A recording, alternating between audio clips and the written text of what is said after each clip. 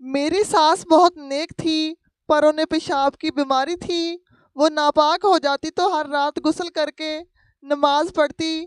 पर सर्दियों में गैस का बिल ज़्यादा आया तो मैंने सख्ती से सास को गीज़र इस्तेमाल करने से मना कर दिया और कहा कि ठंडे पानी से नहीं नहा सकती तो मत पढ़ो नमाज।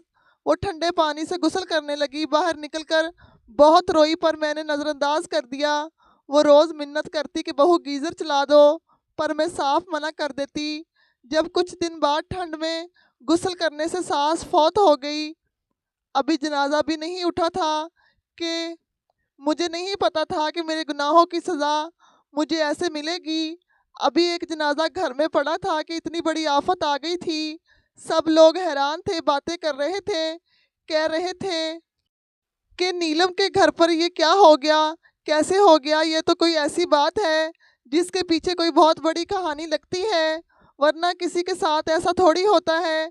थोड़ी देर के बाद घर का माहौल ऐसा बन गया कि मुझे तो पता ही नहीं था कि घर में क्या हो रहा है। जिसके हाथ जो चीज़ लगी वो उठा कर ले गया। अब आप लोग खुद सोचेंगे ऐसा भी क्या हुआ होगा कि हम लोग अपने घर की चीज़ों से ही बेखबर हो गए। पर मुझे पता था ये सब कुछ किसी वजह से हो रहा है। जो मैयत घर में पड़ी थी उसी की वजह से हो रहा था। मैं फ़ौरन इस मैयत की तरफ बढ़ी और जैसे ही मैंने उसके चेहरे पर से निकाब हटाया, मेरे कदमों के नीचे से ज़मीन निकल गई, क्योंकि मुझे तो लगा था कि वो मैयत। मेरा नाम नीलम है और मैं एक आम सी सीधी सादी सी लड़की थी। बस ये चाहती थी कि शादी के बाद मेरी ज़िंदगी अच्छी गुजरे, क्योंकि शादी से पहले मेरी माँ हर बात पर यही कहती थी कि जब शादी हो जाएगी तो अपने शौहर के साथ अपनी ज़िंदगी गुजारना, वहाँ पर तुम्हारे ऊपर पाबंदियाँ नहीं होंगी।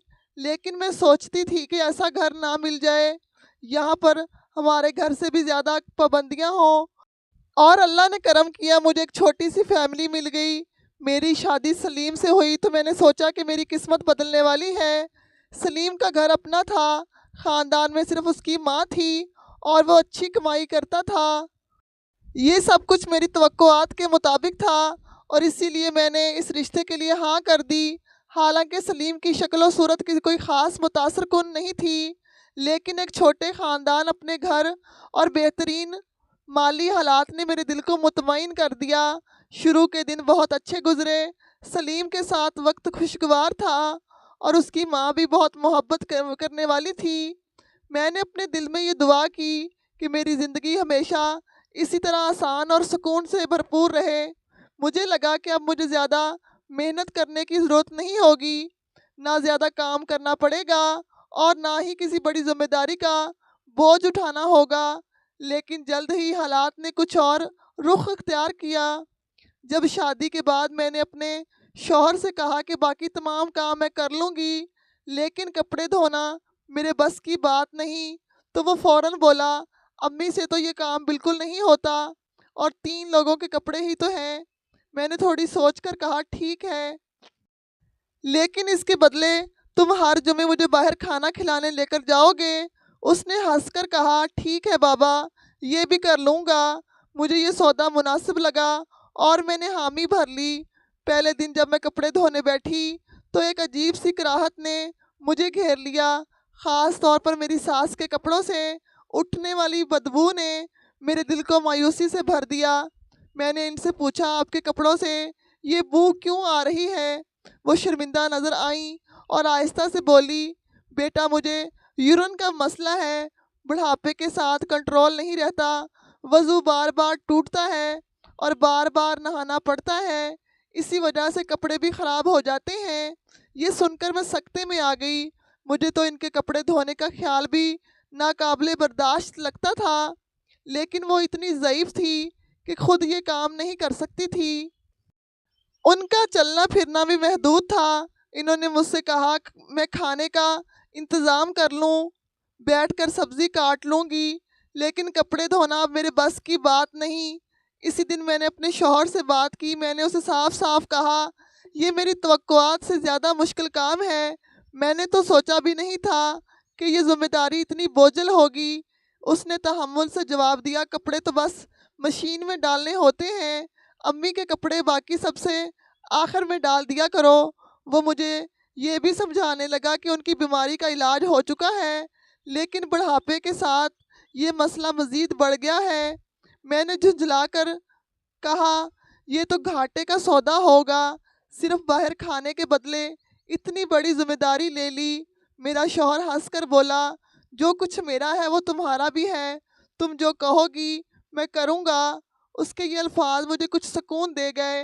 میں نے سوچا کہ کم از کم وہ میرے احسان کو تسلیم کرتا ہے، اور شاید یہ بات میری ہمت بڑھانے کے لیے کافی ہو۔ سردیوں کی آمد سے پہلے ہی میری ساس نے گیزر آن کروا لیا۔ گرمیوں میں تو بار بار نہانے کا مسئلہ کسی حد تک قابل برداشت تھا، لیکن سردی میں ان کا کہنا تھا کہ یہ مسئلہ اور بڑھ جاتا ہے۔ وہ رات کو نہا دھو کر نماز پڑھتی اور اپنی بیماری کے بارے میں مزید تفصیل بتاتی۔ انہوں نے ایک دن مجھے بتایا کہ ان کے ساتھ یہ مسئلہ جوانی سے ہی تھا۔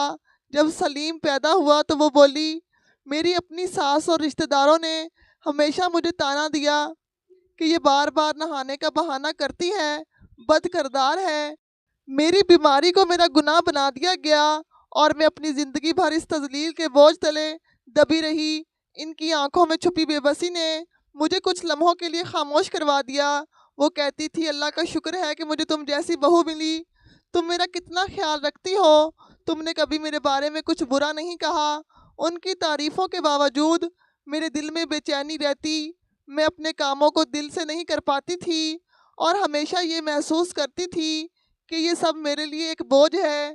ساس کی مدد بس اتنی ہوتی کہ بیٹھ کر سبزی کاٹ دیں، 2 پلیٹیں دھو دیں یا کسی بستر کو ٹھیک کر دیں۔ یہ سب میرے لیے ناکافی تھا، کیونکہ کپڑے دھونا سب سے مشکل کام تھا۔ گھر کی صفائی، جھاڑو پوچا اور دیگر کام بھی مجھے ہی کرنا پڑتے تھے۔ سلیم کا رویہ ان سب میں بہت معاون تھا، لیکن میں اکثر اس پر اپنے ناز و نخرے اٹھواتی۔ ایک دن میں نے جھنجھلا کر کہا، تمہاری ماں کے کام کرتے کرتے میری کمر ٹوٹ جاتی ہے اور تمہیں کوئی فکر ہی نہیں ہے۔ سلیم ہنسنے لگا، میرے قریب آیا اور بولا، چلو آج باہر کھانے چلتے ہیں، تمہیں اپنی پسند کی بریانی کھلاتا ہوں۔ میں نے تیوری چڑھا کر کہا، بریانی ہی کیوں، مجھے آئس کریم بھی چاہیے۔ ٹھیک ہے بابا، بریانی بھی ہوگی اور آئس کریم بھی، بس مسکرا دو، تمہاری مسکراہٹ میرے لیے سب کچھ ہے۔ وہ بولا۔ اس نے فوراً گاڑی نکالی اور مجھے باہر لے کر گیا۔ راستے میں میں اپنی شکایتیں گنواتی رہی، اور وہ ہنستے ہوئے ہر بات پر ہاں بیوی جی آپ بالکل ٹھیک کہہ رہی ہیں کہتا رہا۔ جب ہم ریسٹورنٹ پہنچے تو میں نے اپنی پسند کے پکوان منگوائے اور اپنی آئس کریم بھی کھائی۔ وہ میرے چہرے پر خوشی دیکھ کر مطمئن نظر آیا۔ ہر بار جب میں ساس کے کاموں کا بوجھ محسوس کرتی تو میں کسی نہ کسی بہانے سے سلیم کو اپنی بات منوانے کی کوشش کرتی تھی۔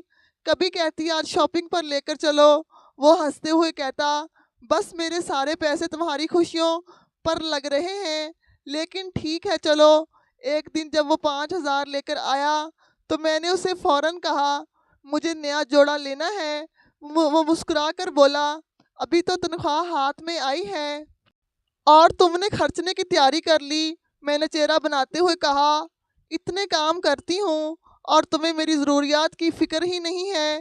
ارے فکر کیسے نہ ہوگی، کل ہی تمہیں لے کر چلوں گا، جو دل چاہے خرید لینا۔ اس نے میرے ماتھے پر ہاتھ رکھ کر میرا موڈ ٹھیک کرنے کی کوشش کی۔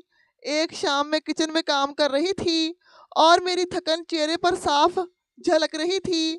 سلیم نے آ کر کہا، آج بہت تھک گئی ہو، کیوں نہ باہر چلیں؟ میں نے غصے سے کہا، باہر چلنے سے میرے کام ختم ہو جائیں گے کیا؟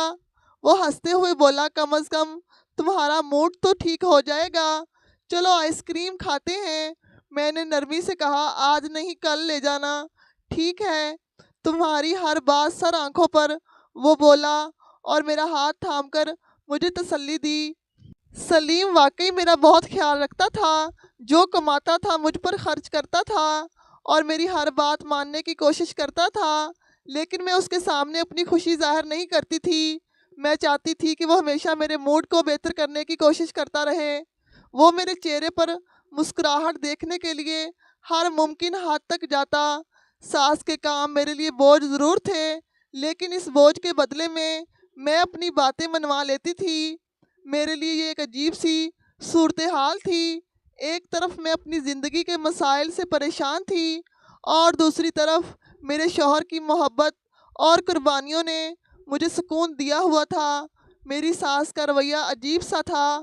وہ ہم دونوں میاں بیوی کے معاملات میں کبھی دخل اندازی نہیں کرتی تھی۔ ان کا یہ انداز مجھے حیران بھی کرتا تھا اور کبھی کبھار خوش بھی۔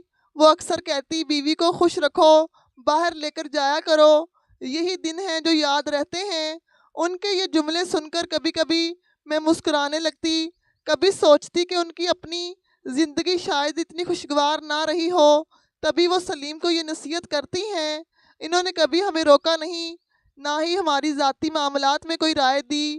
جب بھی میں اور سلیم ہنستے مسکراتے تو وہ ایک کونے میں بیٹھ کر خاموشی سے دیکھتی اور چہرے پر ہلکی سی مسکراہٹ آ جاتی۔ ساس کے یہ الفاظ سلیم کے لیے شاید حکم کا درجہ رکھتے تھے۔ وہ اکثر میرے موڈ کے بگڑنے پر فوراً مان جاتا، چلو باہر چلتے ہیں، کچھ کھا لیتے ہیں۔ امی بھی یہی کہتی ہیں کہ تمہیں خوش رکھوں۔ کبھی کبھار میں ضد کرتی تو وہ کہتا امی کی بات سن لو، وہ ٹھیک کہتی ہیں۔ ان کی یہ باتیں اکثر میرے دل کو نرم کر دیتی تھی۔ مجھے احساس ہوتا کہ ان کی نیت ہمیشہ اچھی تھی اور وہ واقعی چاہتی تھی کہ ہمارا رشتہ خوشیوں سے بھرپور ہو، لیکن ان کا بے داخلی رویہ کبھی کبھی مجھے الجھا دیتا تھا۔ وہ کبھی کسی بات پر اعتراض نہیں کرتی تھی، نہ کبھی مجھ سے کوئی شکایت کرتی۔ ان کی اس بے رخی میں ایک عجیب سا سکون اور اپنی دنیا سے لا تعلقی جھلکتی تھی۔ مجھے ان کی یہ بات ہمیشہ یاد رہے گی کہ یہی دن ہیں جو یاد رہتے ہیں۔ یہ جملہ سن کر میں ہمیشہ سوچتی کہ شاید وہ ہمیں زندگی دینا چاہتی ہیں جو وہ خود نہ جی سکیں۔ یہ سب تو اپنی جگہ، لیکن گھر میں کوئی کتنی بھی محبت سے رہتا ہو، کبھی نہ کبھی پھوٹ ضرور پڑتی ہے، اور ہمارے گھر میں وہ پھوٹ گیس کے بل کی صورت میں آ چکی تھی۔ گیس کا بل دیکھ کر میرا غصہ آسمان کو چھونے لگا۔ میری آنکھوں کے سامنے وہ رقم گھومنے لگی جو مجھے ہر مہینے اپنے خرچوں سے بچانے کی امید ہوتی تھی، لیکن اس مہینے کے بل نے وہ تمام امیدیں خاک میں ملا دی تھی۔ میں نے بل کو ہاتھ میں پکڑے سلیم کی طرف دیکھا جو سکون سے چائے پی رہا تھا۔ دل چاہا کہ اس سکون کو جوڑ کر پوچھوں، یہ کیا ہو رہا ہے؟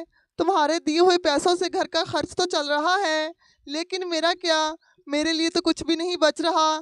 میری ہمسائے کی باتوں نے جلتی پر تیل ڈال دیا۔ گیزر سب سے زیادہ گیس کھاتا ہے۔ اس کے یہ جملے میرے کانوں میں گونج رہے تھے۔ میرے دل میں خیال آیا، کیا میری ساس کو یہ احساس نہیں کہ ان کی بیماری اور ان کا خرچ میرے لیے ایک مسلسل قربانی بن گیا ہے؟ مجھے یاد آیا کہ سلیم ہمیشہ کہتا ہے جو پیسے دے رہا ہوں انہی میں گزارا کرو، اور میں ہر بار اپنی بچت کے پیسے چھپا کر رکھتی تھی، لیکن اس بار تو یہ بل سب کچھ ختم کر دے گا۔ میرے اندر ایک طوفان اٹھنے لگا۔ میں نے سوچا یہ سب میری ذمہ داری کیوں بن گیا ہے؟ یہ گیزر سارا دن جلتا رہتا ہے اور بل میری بچت پر وار کرتا ہے۔ میں نے بل کو زور سے میز پر پٹک دیا اور دل میں کہا یہ زیادتی ہے۔ سلیم کے اصول اپنی جگہ، لیکن یہ مسئلہ صرف میرا کیوں؟ مجھے ساس کی بیماری پر غصہ نہیں تھا، لیکن ان کی بیزاری پر ضرور تھا۔ کیا وہ نہیں دیکھ سکتی کہ یہ بل کتنا بڑا بوجھ بن گیا ہے؟ یہ غصہ صرف گیس کے بل تک محدود نہیں تھا، یہ احساس سے جڑا ہوا تھا کہ میری قربانیوں کو کوئی اہمیت نہیں دی جا رہی۔ کیا یہ میرا گھر نہیں؟ کیا میرے خواب، میری ضروریات، میرے ارمان کسی کو نظر نہیں آتے؟ میں نے دل میں فیصلہ کیا کہ اس مسئلے کو نظر انداز نہیں کروں گی۔ اس بار میں سلیم سے بات کروں گی، صاف صاف کہوں گی کہ یہ بل میرے لیے ایک ناقابل برداشت بوجھ ہے۔ لیکن اندر کہیں خوف بھی تھا، کیا وہ میری بات سنے گا؟ کیا وہ اضافی پیسے دینے پر راضی ہوگا، یا پھر میں اسی طرح اپنی خوشیوں کو قربان کرتی رہوں گی؟ یہ لڑائی اب ضروری تھی۔ گیس کے بل نے میرے اندر وہ آگ جلا دی تھی جو ہر خاموش قربانی کے ساتھ سلگتی رہتی تھی، اور اب یہ آگ بجھانے کا وقت آ گیا تھا۔ شوہر جتنا بھی اچھا ہو، وہ ہوتا تو شوہر ہی ہے نا۔ اگر میرا شوہر میری ہر بات مانتا تو وہ اپنی باتیں بھی تو منواتا تھا۔ ایسا نہیں تھا کہ وہ اپنی باتیں نہیں منواتا تھا۔ وہ مجھے ایک دفعہ پیسے دے دیتا تو دوبارہ مجھے کہتا تھا کہ پیسوں کا مطالبہ نہیں کرنا، وہ میری ہر ضرورت کا خیال رکھتا تھا، اس لیے الگ سے مجھے جیب خرچ نہیں دیتا تھا۔ گھر میں کھانا میری مرضی کا پکتا تھا، میرا جب دل کرتا وہ مجھے باہر لے کر جاتا، میرے کپڑے میرے جوتے ہر چیز کا خیال کرتا تھا۔ ایسے میں اس سے مطالبہ کر بھی نہیں سکتی تھی، یہ تو سب اپنی جگہ تھا۔ ایک دن میری ہمسائی نے میرے دل میں وہم ڈال دیا، کہنے لگی کہ تمہارے شوہر کو میں نے کسی اور عورت کے ساتھ دیکھا ہے۔ میں حیران رہ گئی، میں نے کہا کہ کیا مطلب؟ اس نے کہا کہ ہاں، رکشے سے اتر رہا تھا کسی عورت کے ساتھ۔ میں نے کہا کہ رکشے سے اتر رہا تھا تو اس کا مطلب یہ ہے کہ وہ عورت میرے شوہر کے ساتھ تھی، ہو سکتا ہے دونوں ایک ہی رکشے میں بیٹھے ہوں۔ اس نے کہا کہ اسپیشل رکشے میں الگ الگ سواریاں تھوڑی بیٹھتی ہیں۔ اس نے بار بار میرے دماغ میں یہ بات ڈالنی شروع کر دی۔ میں نے کہا کہ میرا شوہر تو بہت اچھا ہے۔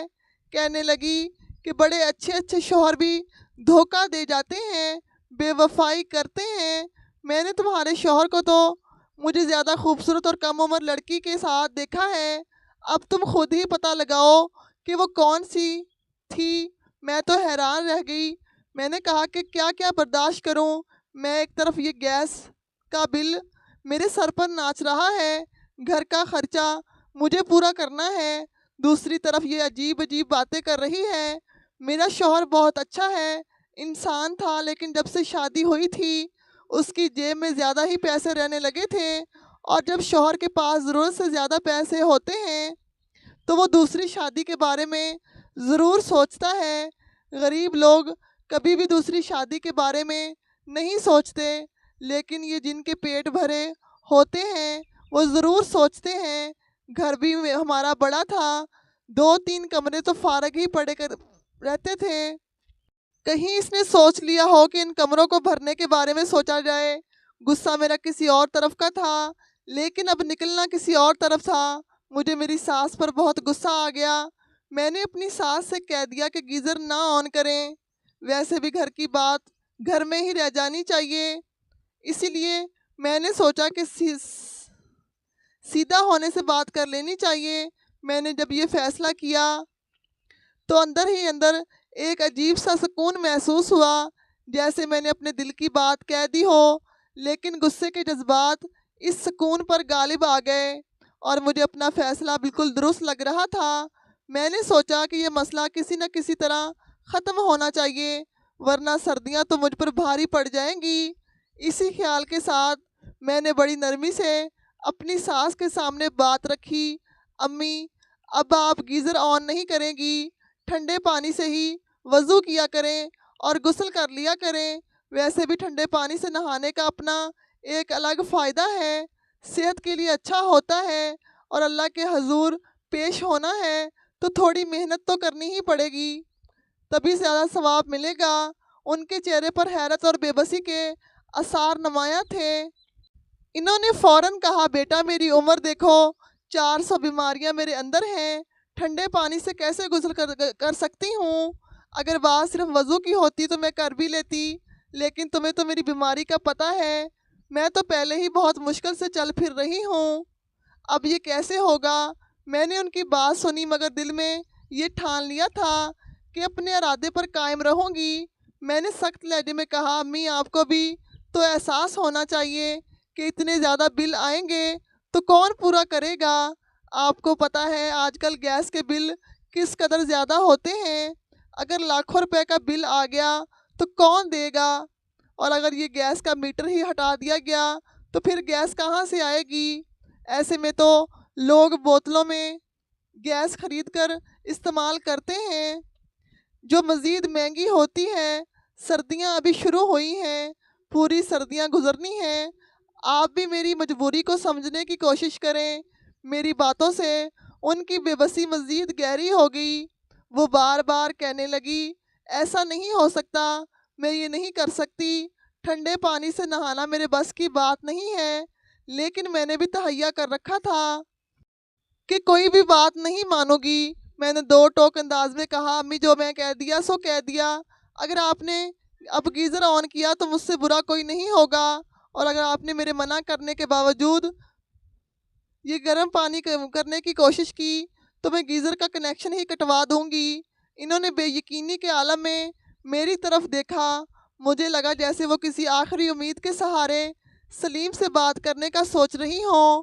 میں نے فوراً ان کی سوچ پر پانی پھیرتے ہوئے کہا، اور خبردار یہ بات آپ نے سلیم کو بتائی تو پھر جو ہوگا آپ جانتی ہیں۔ میں بھی اسی گھر میں ہوں اور آپ بھی بہتر یہی ہے کہ آپ میرے کہنے پر عمل کریں اور سلیم کے سامنے یہ بات نہ لائیں۔ میرے لہجے کی سختی نے انہیں خاموش کروا دیا۔ وہ ایک لمحے کے لیے کچھ بول نہ سکی، جیسے ان کے پاس کہنے کے لیے کچھ رہ ہی نہ گیا ہو۔ ان کی بے بسی دیکھ کر مجھے عجیب سا سکون محسوس ہوا، لیکن ساتھ ہی دل کے کسی کونے میں ہلکی سی بے چینی بھی سر اٹھا رہی تھی۔ کیا میں ٹھیک کر رہی تھی؟ کیا یہ میرے حق میں بہتر تھا؟ لیکن اس وقت میری مجبوری اور غصے نے ان سوالات کو پس پشت ڈال دیا۔ گھر کے حالات، ذمہ داریاں اور تعلقات کا بوجھ عجیب کشمکش پیدا کر رہا تھا۔ جب میں نے اپنی ساس کو گیزر استعمال کرنے سے روک دیا تب مجھے لگ رہا تھا کہ میں نے ایک درست فیصلہ کیا ہے، لیکن جب میں اپنی ماں کے گھر گئی اور وہاں کی حالت دیکھی تو میرے جذبات نے مجھے ایک بالکل مختلف سمت میں دھکیل دیا۔ رات گزرنے کے ارادے سے جب میں اپنی ماں کے گھر پہنچی تو میں نے ان کے لیے کھانے پینے کا انتظام پہلے ہی کر لیا تھا تاکہ وہاں رہتے ہوئے مجھے زیادہ فکر نہ ہو۔ میں نے اپنی ساس کے لیے بھی گھر چھوڑنے سے پہلے کھانا تیار کر دیا تھا تاکہ میرے شوہر کو کوئی پریشانی نہ ہو، لیکن جب میں اپنی ماں کے گھر پہنچی اور وہاں کے حالات دیکھے تو دل بہت دکھی ہوا۔ ٹھنڈے پانی سے جب میں نے ہاتھ دھوئے تو میرے ہاتھ کانپ رہے تھے۔ میں حیران رہ گئی اور فوراً ماں سے پوچھا، امی آپ کے گھر میں تو گیزر تھا نا؟ ماں نے دھیمی آواز میں جواب دیا، ہاں بیٹا تھا، لیکن خراب ہو گیا تھا تو بیچ دیا۔ یہ سن کر میرے دل کو دھچکا لگا۔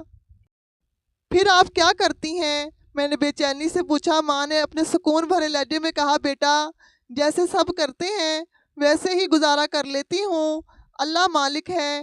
میں نے کہا کہ نہیں امی، پانی بہت ٹھنڈا ہے، آپ بیمار ہو جائیں گی۔ یہ تو بھائی کو فکر کرنی چاہیے نا، اچھی بھلی کمائی کرتا ہے، گھر میں دوسرا گیزر نہیں لگوا سکتا۔ میری بھابھی نے یہ بات سن لی تو کہنے لگی کہ ہم اس گھر کو چلا رہے ہیں، یہی کافی ہے۔ اگر تمہیں اتنی فکر ہے تو اپنی ماں کے لیے خود ہی گیزر کا انتظام کیوں نہیں کر دیتی؟ یہ بات سن کر میری انا پر بن گئی اور میں نے اونچی آواز میں کہہ دیا کہ آج کر کے ہی جاؤں گی انتظام۔ میری بھابھی کہنے لگی کہ بڑی آئی تو ایک ہی دن میں انتظام کرنے والی، تمہیں پتہ ہے اس سیزن میں گیزر کی کیا قیمت ہے؟ وہ مجھے بار بار جواب دے رہی تھی اور مجھے بہت غصہ آ رہا تھا، لیکن میں نے ان کو جواب نہیں دیا کیونکہ میں نے سوچا کہ میں وہ کر کے دکھاؤں گی جو میں بولنا چاہتی ہوں۔ یہ جواب میرے لیے ناقابل برداشت تھا۔ میں نے غصے اور دکھ کے ملے جلے جذبات میں کہا، نہیں امی، ایسے تو آپ بیمار ہو جائیں گی، آپ کی صحت کا مجھے بالکل بھی سمجھوتا منظور نہیں ہے۔ ماں نے میری بات کو ہنسی میں اڑانے کی کوشش کی، لیکن دل نے ایک فیصلہ کر لیا تھا۔ میرے پاس جو پیسے گھر کے خرچوں سے بچائے ہوئے تھے وہ میرے چھوٹے موٹے شوق پورے کرنے کے لیے تھے، لیکن اس وقت وہ سب بے معنی لگنے لگے۔ میں نے وہی پیسے نکالے اور اپنی ماں کے لیے فوراً ایک نیا گیزر خریدنے کا انتظام کر دیا۔ ماں نے حیرت اور تھوڑی پریشانی کے عالم میں کہا، بیٹا گیزر تو ٹھیک ہے لیکن اس کا بل بہت زیادہ آئے گا، میرے پاس تو وہ ادا کرنے کی بھی گنجائش نہیں ہے۔ میں نے ان کو تسلی کے لیے کہا، امی بل کی فکر آپ نہیں کریں، میں دے دیا کروں گی۔ آپ کی عمر میں آپ کو ٹھنڈے پانی سے نہانے یا کام کرتے نہیں دیکھ سکتی، یہ بات میں بالکل برداشت نہیں کر سکتی۔ میری ماں کے چہرے پر سکون اور مسکراہٹ دیکھ کر میرے دل کو عجیب سا سکون ملا، لیکن اسی وقت ایک خیال دل میں چٹکیاں لینے لگا۔ ایک طرف میں اپنی ساس کو گیزر کی سہولت سے محروم کر دیا تھا اور دوسری طرف اپنی ماں کے لیے گیزر لگوا کر ان کے آرام کا خیال رکھا۔ یہ تضاد مجھے اندر ہی اندر کچوکے لگا رہا تھا، لیکن میں اسے نظر انداز کرنے کی کوشش کر رہی تھی۔ میری بھابھی جو میری ماں کے ساتھ زیادہ تعاون نہیں کرتی تھی، میرے لیے ہمیشہ سے فکر کا باعث رہی۔ میں نے اپنی ماں کے گھر آنے کا فیصلہ اس لیے کیا تھا کہ مجھے پتہ چلا تھا کہ ماں کو سخت سردی، کھانسی اور زکام ہو گیا ہے۔ ان کی صحت کو دیکھ کر میرا دل بھر آیا اور میں نے وہ سب کرنے کا فیصلہ کیا جو میں ان کے لیے کر سکتی تھی۔ یہ سب کچھ میں نے اپنے شوہر کو بتائے بغیر کیا تھا، کیونکہ گیزر خریدنے کے لیے جو پیسے میں نے استعمال کیے وہ وہی تھے جو میں نے گھر کے اخراجات سے بچا کر جمع کیے تھے۔ اگر میں یہ بات سلیم کو بتا دیتی تو یقیناً وہ مجھ سے سوال کرتا کہ میں نے یہ سب کچھ چھپ کر کیوں کیا۔ شاید میں نے چوری یہ سب کیا، لیکن اپنی ماں کی خوشی اور آرام کے لیے مجھے یہ فیصلہ بالکل درست لگا۔ مجھے یہ بھی معلوم تھا کہ اگر سلیم کو یہ بات پتہ چلتی تو وہ ناراض ہو سکتا تھا، لیکن دل میں کہیں یہ تسلی تھی کہ میری ماں اب آرام سے ہوں گی، اور یہی میرے لیے کافی تھا۔ ایک دن شام کا وقت تھا، میں کچن میں چائے بنا رہی تھی کہ ہماری محلے والی اچانک آ گئی۔ وہ سیدھی آ کر میرے پاس بیٹھی اور گپ شپ شروع کر دی۔ باتوں کے دوران اس کی نظر میری ساس پر پڑی جو ٹھنڈے پانی سے نہا دھو کر باہر نکل رہی تھی۔ وہ سخت کانپ رہی تھی اور ان کے ہاتھ پاؤں کی کپ کپاہٹ صاف نظر آ رہی تھی۔ محلے والی نے حیرت سے پوچھا، نیلم یہ کیا پاگل پن ہے؟ تمہاری ساس ٹھنڈے پانی سے نہا رہی ہے، سردی میں ایسا کون کرتا ہے؟ میں نے بے پرواہی سے جواب دیا، نہیں یہ پاگل پن نہیں ہے، میں نے گیزر بند کروا دیا ہے۔ یہ سن کر وہ چونکی اور بولی، یہ تو تم نے ٹھیک کیا، لیکن نیلم یہ ٹھنڈے پانی سے نہا رہی ہے، اگر بیمار ہو گئی تو پھر علاج کا خرچہ بھی تم لوگوں کو ہی اٹھانا پڑے گا۔ میں نے مسکراتے ہوئے کہا، ہمارا خرچہ کیوں ہوگا؟ ان کے پاس تو اپنی پینشن ہے نا، اسی میں سے اپنا علاج کروا لیں گی، اور اگر زیادہ مسئلہ ہوا تو اسی پینشن سے نیا گیزر بھی لگوا لیں۔ محلے والی کو یہ سن کر حیرت ہوئی۔ اس نے پوچھا، تمہیں ان کی پینشن کے بارے میں کیسے پتہ ہے؟ میں نے ہلکی سی ہنسی کے ساتھ جواب دیا، ایک دن اتفاقاً ان کے سامان میں پینشن کارڈ دیکھ لیا تھا، تب سے ہی مجھے پتہ چلا کہ ان کے پاس اپنی آمدنی ہے۔ یہ بات کرتے ہوئے میرے دل کا جو تھوڑا بہت بوجھ تھا وہ بھی ختم ہو گیا۔ میں نے سوچا کہ میں نے جو کچھ کیا وہ بالکل ٹھیک تھا۔ اگر ان کے پاس اپنی پینشن ہے تو وہ اپنے لیے سب کچھ کر سکتی ہیں۔ اب مجھے اپنے فیصلے پر کوئی شرمندگی اور گناہ کا احساس نہیں ہو رہا تھا۔ محلے والی نے میری بات کی تائید کی اور کہا، ہاں نیلم تم نے ٹھیک کہا، آخر یہ اپنا خرچہ تو انہیں خود نکالنا چاہیے۔ کل کو تمہارے بچے ہوں گے، ان کے ہزاروں اخراجات ہوں گے، پھر ان کے خرچے اٹھانے کے لیے تمہارے پاس وقت اور پیسہ کہاں ہوگا؟ میں نے اس کی بات سے اتفاق کیا اور کہا کہ بالکل، اور یہی وجہ ہے کہ میں نے اپنے دل کو تسلی دی ہے کہ میں نے جو کیا وہ غلط نہیں تھا۔ میری ساس جان بوجھ کر ٹھنڈے پانی سے نہا رہی ہے تاکہ بیمار ہو جائیں اور میرے شوہر کو پتہ چل جائے، لیکن یہ سب ان کا ڈرامہ ہے اور میں ان کا حصہ نہیں بننے والی۔ یہ بات کہہ کر میں مطمئن ہو گئی۔ اندرونی طور پر میں خود کو حق بجانب سمجھ رہی تھی اور میرے اندر کوئی پچھتاوا باقی نہیں رہا تھا۔ رات کا وقت تھا، گھر پر ایک گہری خاموشی چھائی ہوئی تھی۔ میرے شوہر کام سے واپس آ کر تھکے ہوئے تھے، لیکن اچانک ان کے چہرے پر کچھ تبدیلی محسوس ہوئی۔ وہ کہنے لگے، نیلم مجھے امی کی بڑی یاد آ رہی ہے۔ ان کے لہجے میں ایک عجیب سی بے چینی تھی۔ میں نے لاپرواہی سے کہا، یاد کیا آ رہی ہے، ایک ہی گھر میں تو ہیں۔ انہوں نے گہری سانس لی اور کہا، نہیں نیلم کئی دن ہو گئے ہیں ان کے پاس بیٹھے ہوئے، ذرا جا کر ان سے بات کر لیتا ہوں۔ میں نے روکھے لہجے میں جواب دیا، یہ وقت تو ان کے سونے کا ہے، سو گئی ہوں گی۔ انہوں نے کہا کہ نہیں، اس وقت عشاء کی نماز پڑھ رہی ہوں گی، اور پھر وہ اٹھ کر اپنی ماں کے کمرے کی طرف چل دیے۔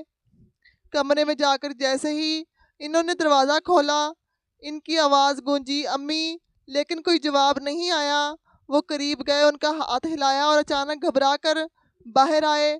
ان کے چہرے پر ہوائیاں اڑ رہی تھی۔ وہ چلانے لگے، نیلم جلدی آؤ، امی تو سانس نہیں لے رہی۔ میری بھی حالت کچھ عجیب ہو گئی۔ جلدی سے ایمبولینس کو فون کیا اور ان کی حالت کے بارے میں بتایا، لیکن ایمبولینس کے پہنچنے سے پہلے ہی میری ساس کی سانسیں ہمیشہ کے لیے رک چکی تھی۔ ڈاکٹرز نے آ کر تصدیق کر دی کہ وہ اس دنیا سے جا چکی ہیں اور شاید ٹھنڈ کی شدت کے باعث ان کی موت ہوئی تھی۔ گھر میں ایک دم سے کوہرام مچ گیا۔ میرے شوہر گمسم ہو گئے اور ان کی آنکھوں میں آنسو بھر آئے۔ میں حیرت سے انہیں دیکھ رہی تھی، لیکن میرے اندر کوئی خاص غم یا پچھتاوا محسوس نہیں ہو رہا تھا۔ میں تو یہی سوچ رہی تھی کہ اب پھر خرچہ ہوگا۔ ہم نے قریبی رشتہ داروں اور محلے والوں کو خبر دینا شروع کر دی۔ صبح تک گھر میں لوگوں کا آنا جانا شروع ہو گیا۔ ہر کوئی افسوس کے ساتھ آیا، میری ساس کے لیے دعائیں کی اور ان کے اچھے اخلاق کی تعریف کی۔ گھر میں مکمل طور پر سوگ کا ماحول تھا۔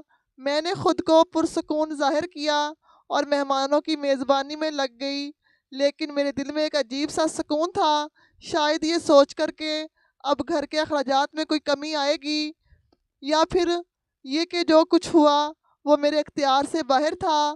میرے شوہر اپنی ماں کے بستر کے پاس بیٹھے مسلسل رو رہے تھے۔ محلے کی عورتوں نے مجھے بھی بلایا کہ میں ان کے پاس بیٹھوں، لیکن میں نے بہانہ بنا کر کہا کہ میں مہمانوں کے انتظامات دیکھ رہی ہوں۔ فوتگی کا ماحول گھر میں چھا گیا تھا، لیکن میرے دل پر کوئی خاص اثر نہیں ہوا۔ میں نے دل ہی دل میں خود کو یہ کہہ کر مطمئن کر لیا کہ یہ سب اللہ کی مرضی تھی، اور شاید میری ساس نے جان بوجھ کر اپنی حالت ایسی بنا لی تھی تاکہ وہ بیمار ہو جائیں اور میرا راز فاش ہو جائے۔ لیکن اب یہ سب کچھ ختم ہو چکا تھا۔ گھر میں سناٹا تھا اور ساس کی میت سامنے رکھی تھی۔ کمرے میں ہر طرف ایک عجیب سی بے چینی محسوس ہو رہی تھی۔ لوگ آ جا رہے تھے، میت کو دیکھ رہے تھے اور افسوس کا اظہار کر رہے تھے، لیکن ساتھ ہی ساتھ سرگوشیاں اور چامگوئیاں ہو رہی تھی۔ سب کے ذہن میں ایک ہی سوال تھا، آخر اچانک ایسا کیا ہوا کہ وہ یوں چل بسی؟ چند خواتین نے میت کے قریب جا کر دیکھا اور ہونٹوں اور ہاتھ پاؤں کی نلاہٹ کو نوٹ کیا۔ کسی نے کہا یہ تو صاف نظر آ رہا ہے کہ ان کا خون جم چکا ہے، سردی کی وجہ سے ان کی موت ہوئی ہے۔ کسی اور نے اضافہ کیا، ٹھنڈے پانی سے نہانے کا نتیجہ یہی ہوتا ہے۔ اسی دوران وہی محلے والی عورت جو اکثر میرے پاس بیٹھتی تھی اور میری ہمراز بنی ہوئی تھی، لوگوں میں خسر پھسر کرنے لگی۔ اس نے شاید دوسروں کو یہ بات بتا دی کہ اس کی بہو نے گیزر ہی بند کروا دیا تھا، بیچاری ٹھنڈے پانی سے نہاتی رہی اور سردی نے جان لے لی۔ یہ بات آنن فانن میرے شوہر کے کانوں تک پہنچ گئی۔ میں کچن میں پانی گرم کر رہی تھی کہ وہ تیزی سے میرے پاس آیا۔ اس کی آنکھوں میں غصہ اور بے یقینی جھلک رہی تھی۔ اس نے مجھ سے کہا، یہ سب کیا کہہ رہے ہیں؟ کیا واقعی تم نے گیزر بند کروا دیا تھا؟ میں نے اپنی آواز کو قابو میں رکھنے کی پوری کوشش کرتے ہوئے جواب دیا، ایسا کچھ نہیں ہے، یہ لوگ جھوٹ بول رہے ہیں۔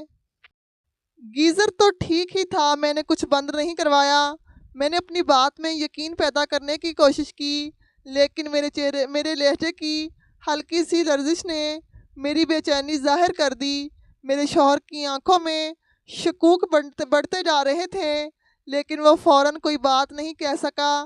میرے گھر والے بھی آئے ہوئے تھے اور میں جان بوجھ کر خود کو کاموں میں مصروف رکھنے کی کوشش کر رہی تھی تاکہ ان سے نظریں نہ ملانا پڑے، لیکن حقیقت یہ تھی کہ میری اپنی نظریں خود ہی جھک جاتی تھی۔ جب بھی میرا شوہر میری طرف دیکھتا، ان کی آنکھوں میں وہ سوال صاف نظر آتے کہ یہ سچ ہے؟ کیا میری ماں واقعی تمہاری لاپرواہی کی وجہ سے اس دنیا سے گئی؟ میں ہر بار نظریں چرا لیتی، کیونکہ دل کے کسی کونے میں مجھے معلوم تھا کہ جو ہوا اس میں میرا ہاتھ تھا۔ میرے ذہن میں بار بار یہی خیال آ رہا تھا کہ جیسے ہی میت کو دفنایا جائے گا اور لوگ چلے جائیں گے، وہ ضرور مجھ سے دوبارہ سوال کرے گا، لیکن میں نے پہلے ہی طے کر لیا تھا کہ میں انکار کروں گی۔ میں صاف کہوں گی کہ گیزر تو چل رہا تھا اور سردی کی شدت سے یہ حادثہ ہو گیا۔ میں نے اپنی طرف سے یہ بات سنبھالنے کی پوری تیاری کر لی تھی، لیکن میرے دل کی بے چینی کم نہیں ہو رہی تھی۔ سچائی کا بوجھ میرے اندر گونج رہا تھا اور مجھے پتا تھا کہ چاہے جتنا بھی جھوٹ بول لوں، میرے شوہر کی نگاہوں کا سوال ختم نہیں ہوگا۔ لوگ تو بات کی کھال نکالتے ہیں، میری ساس کی میت بھی میرے لیے مصیبت بنی پڑی تھی۔ میں کہہ رہی تھی کہ بس جلدی جلدی ان کو یہاں سے لے جایا جائے تاکہ بات ختم ہو۔ اس کے بعد رو دھو کر اپنے شوہر کو اپنی باتوں میں لگا لوں گی۔ گھر کا ماحول گہرے صدمے میں ڈوبا ہوا تھا۔ میری ساس کی میت اب بھی گھر کے مرکزی کمرے میں رکھی گئی تھی۔ ہر طرف افسوس اور دکھ کا منظر تھا، لیکن اچانک ایک اور قیامت آ گری۔ میری ماں جو گھر کے معاملات میں میری مدد کے لیے آئی ہوئی تھی، پانی گرم کرنے کے لیے گیزر کے پاس گئی۔ جیسے ہی اس نے گیزر کو چھوا، ایک زوردار جھٹکا لگا اور وہ وہیں بے ہوش ہو کر گر گئی۔ میں نے فوراً شور مچایا، سب لوگ بھاگ کر آئے۔ کسی کو سمجھ نہیں آ رہا تھا کہ کیا ہوا ہے۔ میں گھبراہٹ کے عالم میں ان کی طرف گئی، لیکن جیسے ہی میں نے ان کا جسم چھوا، میرے ہاتھوں میں ایک زبردست جھٹکا محسوس ہوا۔ گرنٹ کی شدت سے میرا جسم کانپ اٹھا اور میری ایک ٹانگ بالکل بے جان ہو گئی۔ میں فرش پر گر گئی۔ میرے ارد گرد سب لوگ چیخنے لگے، لیکن میرے کانوں میں کوئی آواز نہیں جا رہی تھی۔ گھر میں افراتفری مچ گئی۔ میری ماں کو فوراً ہسپتال لے جایا گیا۔ میں تکلیف کے باوجود فرش پر لیٹی دعائیں کر رہی تھی کہ شاید وہ بچ جائیں، لیکن جب وہ ہسپتال پہنچی، ڈاکٹروں نے صاف کہہ دیا کہ وہ راستے میں ہی دم توڑ چکی تھی۔ یہ سن کر میرا دل دہل گیا۔ اب گھر کے ایک کمرے میں میری ساس کی میت رکھی تھی اور دوسرے کمرے میں میری ماں کا جسم لایا جا رہا تھا۔ میرے لیے یہ سب ناقابل یقین تھا۔ وہ ماں جس کے لیے میں نے ہمیشہ سہولیات فراہم کی، جس کی راحت میری اولین ترجیح رہی، وہی آج ایک لمحے میں مجھے چھوڑ کر چلی گئی۔ اور میری ساس جس نے میں نے ہمیشہ سخت رویہ اپنایا، وہ بھی اس دنیا سے جا چکی تھی۔ اس دن مجھے یوں لگا کہ اللہ نے میرے اعمال کا حساب اسی دنیا میں لے لیا۔ میری ساس کی موت کے بعد مجھے جو احساس جرم تھا، وہ میری ماں کی اچانک موت نے اور گہرا کر دیا۔ اب میرے دل پر دو موتوں کا بوجھ تھا۔ میری اپنی ٹانگ بھی بیکار ہو چکی تھی اور میں ایک معذور کی زندگی کا آغاز کرنے جا رہی تھی۔ اسی شام میں نے ہمت کر کے اپنے شوہر کے سامنے اپنی غلطیوں کا اعتراف کیا۔ میں نے گیزر بند کروانے، اپنی ساس کے ساتھ کیے گئے برے رویے اور اپنی کوتاہیوں کا سچ سچ بتا دیا۔ میرا شوہر خاموشی سے سنتا رہا۔ اس کی آنکھوں میں ایک عجیب سا غم اور غصہ نظر آ رہا تھا۔ وہ بولا نہیں، لیکن اس کی خاموشی میری سزا تھی۔ چند دن بعد اس نے مجھے طلاق تو نہیں دی، لیکن علیحدگی کا فیصلہ کر لیا۔ وہ مجھے میرے مائکے چھوڑ آیا اور کہا، اب تمہاری زندگی کا فیصلہ تمہارے بھائی اور بھابھی کریں گے۔ یہ کہہ کر وہ واپس چلا گیا۔ میں بے بسی کے عالم میں اپنے بھائی کے گھر آ گئی، جہاں میری زندگی ان کے رحم و کرم پر گزرے گی۔ اب میں ایک ایسی زندگی گزار رہی ہوں جس میں نہ اپنا اختیار ہے، نہ عزت۔ میرے اعمال نے نہ صرف میری زندگی بدل دی، بلکہ میرے آس پاس کے لوگوں کو بھی دکھ دیا۔ یہ احساس اب ہمیشہ میرے ساتھ رہے گا کہ میری غلطیوں نے میرے گھر کو برباد کر دیا۔ میرے لیے وہ دن بے حد مشکل تھے۔ ماں کے جانے کا غم میرے دل پر بھاری تھا اور جسمانی معذوری نے زندگی مزید دشوار بنا دی تھی۔ میرے بھائی اور بھابھی نے مجھے اپنے گھر میں تو جگہ دی، لیکن وہ جگہ کسی عزت یا محبت کی نہیں تھی۔ میری بھابھی اکثر مجھ سے بدتمیزی کرتی، وقت پر کھانا نہیں دیتی اور کبھی کبھار طنز کے تیر چلاتی۔ وہ کہتی، جو حال ہوا ہے وہ اپنے اعمال کی سزا ہے، اب یہ حال برداشت کرو۔ میں اندر سے ٹوٹ چکی تھی، مگر کسی سے کچھ کہنے کی ہمت نہیں ہوتی تھی۔ میری ٹانگ اب بھی کام نہیں کر رہی تھی اور ڈاکٹرز کا کہنا تھا کہ شاید میں مکمل طور پر تو کبھی نہ چل سکوں، مگر کسی سہارے کے ساتھ لنگڑا کر چلنے کے قابل ہو سکتی ہوں۔ یہ سن کر میرا دل اور زیادہ مایوس ہو جاتا۔ میں دن رات سلیم کے بارے میں سوچتی کہ شاید وہ مجھے واپس لے جائے۔ میں نے بار بار اسے فون کیا، معافی مانگی، اپنی کوتاہیوں کا اعتراف کیا، مگر وہ فون تک نہیں اٹھاتا تھا۔ میں میسیجز پر میسیجز کرتی تھی، اپنی حالت بیان کرتی، یہاں تک کہ ایک دن میں نے اسے یہ تک لکھ دیا، مجھے اپنے گھر میں کتے کی طرح رکھ لو، مگر یہاں سے لے جاؤ۔ میرا دل امید اور مایوسی کے درمیان جھولتا رہا۔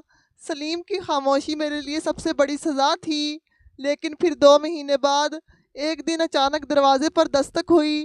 جب میں نے اپنے بھائی کو دروازے کی طرف جاتے دیکھا تو میرا دل زور زور سے دھڑکنے لگا۔ وہ سلیم تھا، وہ آیا تھا۔ میرا دل جیسے خوشی سے پھٹنے کو تھا۔ اس نے سیدھے لفظوں میں کہا، چلو میرے ساتھ چلو، جیسی بھی ہو تم میری بیوی ہو۔ اس کے یہ الفاظ میرے لیے زندگی کی سب سے بڑی خوشخبری تھے۔ میری آنکھوں سے آنسو بہنے لگے اور میں نے اس کے سامنے ہاتھ جوڑ کر کہا، سلیم بے شک مجھ سے جو چاہو کرو، مگر مجھے اپنے سے دور مت کرنا۔ میں وعدہ کرتی ہوں کہ اب کبھی زبان نہیں کھولوں گی اور تمہارے ہر فیصلے کو دل و جان سے قبول کروں گی۔ سلیم نے مجھے سہارا دیا اور گاڑی تک لے کر آیا۔ وہ لمحات میرے لیے ناقابل بیان تھے۔ اس نے مجھے واپس گھر لے آیا، جہاں میں نے دوبارہ زندگی کی شروعات کی۔ سلیم نے میرے لیے ایک خاص سٹک کا انتظام کیا، جسے پکڑ کر میں دھیرے دھیرے چلنے کی کوشش کرتی تھی۔ میں لنگڑا لنگڑا کر چلتی، لیکن کوشش کرتی کہ اپنے گھر کے کام خود کروں۔ مشکلوں کے باوجود میرے دل میں ایک اطمینان تھا کہ میں اپنے شوہر کے ساتھ ہوں۔ سلیم مجھ سے کوئی خاص مدد نہیں کرتا تھا، لیکن یہ حقیقت تھی کہ اس نے مجھے میرے بھائی کے گھر سے واپس لے آیا میرے لیے کسی نعمت سے کم نہیں تھی۔ میں نے خود کو اس نئی زندگی کے مطابق ڈھال لیا اور ہر دن خود کو اس بات کا یقین دلانے کی کوشش کرتی کہ میں نے اپنی غلطیوں سے سبق سیکھ لیا ہے۔ مجھے اکثر وہ دن یاد آتے جب میری زندگی مکمل تھی۔ میرے شوہر میرے اشارے پر چلتے تھے، ہر بات مانتے تھے اور میری ہر خواہش کو پورا کرنے کی کوشش کرتے تھے۔ ان دنوں میری ساس بھی زندہ تھی، لیکن وہ میرے معاملات میں زیادہ مداخلت نہیں کرتی تھی۔ مجھے یاد ہے کہ تب میرا شوہر میرا مکمل ساتھ دیتا تھا اور مجھے لگتا تھا کہ میری زندگی میں سب کچھ میرے قابو میں ہے، لیکن میں نے اپنی ہی حرکتوں سے وہ سکون اور محبت برباد کر دی۔ اپنی ساس کے ساتھ جو رویہ رکھا، اس کا انجام میں بھگت رہی تھی۔ اب میرا شوہر وہ پہلے والا سلیم نہیں رہا تھا۔ وہ مجھ سے بات ضرور کرتا تھا، مگر اس میں پہلے جیسا پیار اور محبت محسوس نہیں ہوتی تھی۔ میں جانتی تھی کہ اس کی خاموشی میں شک، مایوسی اور شاید کچھ نفرت چھپی ہوئی تھی، لیکن پھر بھی وہ مجھے چھوڑ کر نہیں گیا۔ یہی بات مجھے اس کے اچھے انسان ہونے کا یقین دلاتی تھی۔ میں دن رات دعا کرتی کہ اللہ مجھے اولاد دے دے، شاید اولاد کی وجہ سے ہمارے درمیان کے فاصلے کم ہو جائیں اور سلیم کے دل میں دوبارہ میرے لیے جگہ بن جائے، لیکن ابھی تک میری دعائیں قبول نہیں ہوئیں۔ میں اپنے دل کو تسلی دیتی کہ شاید اللہ میری آزمائش لے رہا ہے، شاید وہ مجھے میرے گناہوں کا کفارہ کرنے کا موقع دے رہا ہے۔ میرا دل چاہتا کہ کسی طرح سلیم کے دل میں وہی مقام دوبارہ حاصل کر لوں جو کبھی میرا تھا اور اب بھی مجھے اپنے ساتھ رکھے ہوئے تھا۔ یہ اس کی انسانیت اور اچھائی کا ثبوت تھا، لیکن میں جانتی تھی کہ وہ محبت، وہ تعلق جو کبھی ہمارے درمیان تھا، اب صرف میرے خوابوں میں باقی رہ گیا تھا۔ میری زندگی اب ایک ٹھہراؤ کا شکار ہو چکی تھی۔ میں نے خود اپنے ہاتھوں سے اپنی خوشیاں، اپنے رشتے اور سکون برباد کر دیا۔ میرا شوہر اب مجھ سے صرف ضرورت کی بات کرتا ہے۔ اس کی نظروں میں وہ محبت نہیں رہی جو کبھی میرے لیے ہوا کرتی تھی۔ وہ صرف گھر کے معاملات کے حوالے سے بات کرتا ہے اور دل کی باتیں شاید اب اس کے دل میں ہی دفن ہو گئی ہیں۔ میں لنگڑا لنگڑا کر چلتی ہوں اور ہر قدم مجھے میرے ماضی کے فیصلوں کی یاد دلاتا ہے۔ اپنی ماں کی یاد آتی ہے جو میری ہر ضرورت کا خیال رکھتی تھی، اور میری ساس کی بھی، جنہیں میں نے اپنی ضد اور لالچ کی بھین چڑھا دیا۔ دونوں مائیں میری زندگی کا حصہ تھی، مگر میں نے خود ان سے دوری پیدا کی۔ میرے لالچ، میری ضد اور خود غرضی نے میرے آس پاس کے لوگوں کو مجھ سے دور کروا دیا۔ اگر میں نے اپنی ساس کے ساتھ محبت اور احترام کا رشتہ رکھا ہوتا تو شاید آج میرے حالات کچھ اور ہوتے۔ میری ماں جو میری سب سے بڑی حمایتی تھی، وہ بھی مجھے اس دنیا میں اکیلا چھوڑ گئیں۔ اب میں دن رات اپنے رب سے معافی مانگتی ہوں۔ میں دعا کرتی ہوں کہ اللہ میرے دل کا بوجھ ہلکا کر دے، میرے گناہوں کو معاف کر دے اور میرے شوہر کے دل میں میرے لیے کچھ نرم گوشہ پیدا کر دے، لیکن شاید یہ وقت مجھے میری غلطیوں کا کفارہ ادا کرنے کے لیے دیا گیا ہے۔ میری زندگی اب ایک خاموش اذیت بن چکی ہے، جہاں میں اپنے گناہوں کے انجام کو روز دیکھتی ہوں۔ اب میں اس کے اثرات کے ساتھ جینے پر مجبور ہوں۔ بزرگوں کی عزت کرنا ہماری زندگی کا سب سے بڑا اصول ہونا چاہیے، خاص طور پر شوہر کی ماں کی عزت کو اپنی ذمہ داری سمجھنا چاہیے۔ وہ ماں جنہوں نے اپنے بیٹے کو اس مقام تک پہنچایا، اس کی تربیت کی، اس کی ضروریات پوری کی اور اسے زندگی کے قابل بنایا، اس کا احترام نہ کرنا سراسر ناانصافی ہے۔ مجھے آج اپنی زندگی کے ان لمحات پر بے حد افسوس ہوتا ہے جب میں نے اپنی ساس کے ساتھ برا رویہ اختیار کیا۔ میں نے ان کی ضرورتوں کو نظر انداز کیا، انہیں تکلیف دی اور اپنی خوشیوں اور آرام کے لیے ان کی قربانی کو فراموش کر دیا۔ میری سب سے بڑی غلطی یہ تھی کہ میں نے یہ سوچا کہ وہ میرے لیے بوجھ ہیں اور میں نے ان کے حق میں غلط فیصلے کیے۔ اپنی ساس کے ساتھ برا سلوک کرتے وقت میں یہ بھول گئی تھی کہ وہ بھی کسی کی ماں ہیں، کسی کی بیٹی ہیں اور ان کے بھی جذبات ہیں۔ میں نے اپنی ماں کے لیے آسانیاں پیدا کرنے کے چکر میں اپنی ساس کو نظر انداز کیا اور ان کے ساتھ جو ناانصافی کی، اس کا بدلہ قدرت نے مجھے سخت طریقے سے دیا جب میں نے ان سے گیزر کی سہولت چھین لی اور ان کے لیے مشکلات پیدا کی۔ تو اس وقت مجھے احساس نہیں تھا کہ میں کیا غلط کر رہی ہوں۔ میں نے یہ سب اپنی ماں کے لیے کیا، جو یقیناً ایک اچھی بات تھی، لیکن اس نیکی کے پیچھے میری نیت صاف نہیں تھی۔ میں نے اپنی ساس کو نقصان پہنچایا، ان کی ضروریات کو نظر انداز کیا اور انہیں سردی میں تکلیف اٹھانے پر مجبور کر دیا۔ اس وقت میں اپنے آپ کو درست سمجھ رہی تھی، لیکن حقیقت میں ایک بڑی غلطی کر رہی تھی۔ اللہ کا انصاف بہت برحق ہے اور جب وہ انصاف کرتا ہے تو انسان حیرت میں پڑ جاتا ہے۔ میری زندگی میں بھی یہی ہوا۔ میری ساس کی موت سردی کی وجہ سے ہوئی اور اس واقعے کے بعد میری اپنی ماں بھی مجھ سے چھین لی گئی۔ میں نے اپنی ماں کو اس سہولت میں کھو دیا جسے میں نے ان کے لیے فراہم کیا تھا۔ اسی کے ساتھ میں خود بھی معذور ہو گئی اور یہ سب میرے لالچ اور خود غرضی کا نتیجہ تھا۔ میں نے اپنی زندگی کے ان تمام تلخ تجربات سے یہ سیکھا کہ بزرگوں کی دعائیں اور ان کی خوشنودی حاصل کرنا ہماری کامیابی کا راز ہے۔ اپنے شوہر کی ماں کی عزت نہ کرنا، انہیں تکلیف پہنچانا اور ان کے جذبات کو نظر انداز کرنا ایک ناقابل معافی جرم ہے۔ اگر میں نے اپنی ساس کے ساتھ عزت و محبت کا رویہ اپنایا ہوتا تو شاید آج میرا شوہر مجھ سے دور نہ ہوتا، میری زندگی میں سکون ہوتا اور میں اپنے آپ کو اتنا بے بس نہ پاتی۔ میرے شوہر نے باوجود میرے تمام گناہوں کے مجھے چھوڑا نہیں، لیکن وہ دل سے مجھ سے دور ہو چکا ہے۔ ان کی باتوں میں اب وہ محبت اور قربت نہیں رہی جو پہلے ہوا کرتی تھی۔ میں اب اپنی زندگی کے ہر لمحے اپنے گناہوں کی سزا بھگت رہی ہوں۔ میں نے لالچ کے پیچھے اپنی ساس کی زندگی کو نظر انداز کیا اور اپنی ماں کی جان بھی گنوا دی۔ آج میں جب اپنی زندگی پر نظر ڈالتی ہوں تو ہر لمحہ اپنے آپ کو ملامت کرتی ہوں۔ میں یہ سوچتی ہوں کہ اگر میں نے بزرگوں کی عزت کو اپنی ذمہ داری سمجھا ہوتا، تو اگر میں نے اپنی ساس کے ساتھ محبت اور احترام کا برتاؤ کیا ہوتا تو شاید آج میں ایک خوشحال اور مطمئن زندگی گزار رہی ہوتی۔ اللہ تعالیٰ نے ہمیں زندگی میں آزمائشوں کے ذریعے سکھایا ہے کہ ہم کسی کے ساتھ ناانصافی نہ کریں اور لالچ سے ہمیشہ دور رہیں۔ میرے تجربے سے یہی سبق ملتا ہے کہ اپنے ارد گرد کے بزرگوں کی عزت کریں، ان کے جذبات کو سمجھیں، ان کی ضروریات کا خیال رکھیں، اپنی ساس کے ساتھ محبت اور عزت کا رویہ اختیار کریں، کیونکہ وہ آپ کے شوہر کی جنت ہیں۔ اگر ہم اپنی زندگی کو سیدھے اور سچے راستے پر رکھیں تو اللہ کی رحمت ہمارے ساتھ ہوگی۔ اللہ تعالیٰ نے میری آنکھیں کھول دی، لیکن اس کے لیے مجھے بہت بھاری قیمت چکانی پڑی۔ اگر میں پہلے ہی اپنے رویے کو درست کر لیتی تو شاید میری زندگی آج اس قدر مشکل نہ ہوتی۔ اب میں ہر لمحہ دعا کرتی ہوں کہ اللہ میری غلطیوں کو معاف کر دے اور میری زندگی میں سکون لائے۔ آخر میں یہی کہنا چاہوں گی کہ بزرگوں کی دعائیں لے کر چلیں، کیونکہ یہی آپ کی کامیابی کا ذریعہ ہے۔